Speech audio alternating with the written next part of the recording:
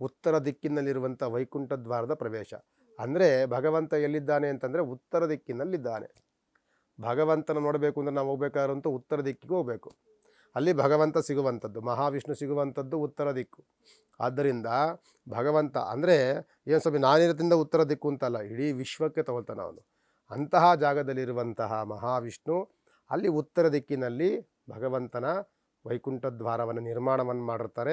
ಅಲ್ಲಿ ಭಗವಂತನ ದರ್ಶನವನ್ನು ಮಾಡಿ ಅನಂತರದಲ್ಲಿ ಭಗವಂತನ ಸನ್ನಿಧಿಯೆಲ್ಲ ಒಂದು 5 ನಿಮಿಷ ಕೂತ್ಕೊಳ್ಳಿಕ್ಕೆ ಸಾಧ್ಯವಾದರೆ ಕೂತ್ಕೊಂಡು ಕೀರ್ತನೆಯೋ ಭಜನೆಯೋ ಮತ್ತೊಂದು ಉಪಾಸನೆಯೋ ಅಥವಾ ಯಾವುದಾದ್ರೂ ಸೇವೆಯನ್ನು ಅದರಲ್ಲಿ ನಾವು ಎಲ್ಲವೂ ಸಹ ಪಾಲ್ಗೊಳ್ಬೇಕು. ಅನಂತರದಲ್ಲಿಯೇ ಭಗವಂತನ ಸಂಪೂರ್ಣವಾದಂಥ ಅನುಗ್ರಹ. ನಾನು ಆಗಲೇ ಹೇಳಿದ ಹಾಗೆ ಭಗವಂತನಿಗೆ ನಿಮಗೆ ನೀವು ಸ್ವಾರ್ಥಿಗಿಂತ ಅಂದ್ಕೊಂಡ್ರೂ ಪರವಾಗಿಲ್ಲ, ಜನಗಳು ನಿಮಗೆ ಸಾಧ್ಯವಾದರೆ 1-2-3 ದೇವಸ್ಥಾನಕ್ಕೊಳಗೆ ಹೋಗಿ, ಆಗಲಿಲ್ಲ ಅಂತ ಅಂದರೆ ಒಂದೇ ದೇವರನ್ನಾಗಲಿ 11 ಬಾರಿ ದರ್ಶನವನ್ನು ಮಾಡಿ.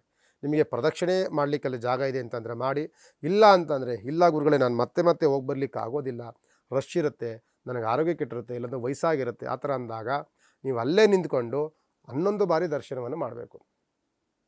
1 ಬಾರಿ ದರ್ಶನವನ್ನು ಮಾಡಿದ್ಮೇಲೆ ಭಗವಂತನ ಧ್ಯಾನವನ್ನು ಮಾಡಿದಾಗ ಕಣ್ಣು ಮುಚ್ಕೊಳ್ಳಿ, ಮತ್ತೊಮ್ಮೆ ಭಗವಂತನ ದರ್ಶನವನ್ನು ಮಾಡಿ ಧ್ಯಾನವನ್ನು ಮಾಡಿ ಕಣ್ಣು ಮುಚ್ಕೊಳ್ಳಿ. ಈ ಥರ ಮಾಡಿದ್ರೂ ಸಹ ನಿಮಗೆ 11 ಬಾರಿ ಭಗವಂತನ ದರ್ಶನವಾಗುತ್ತೆ.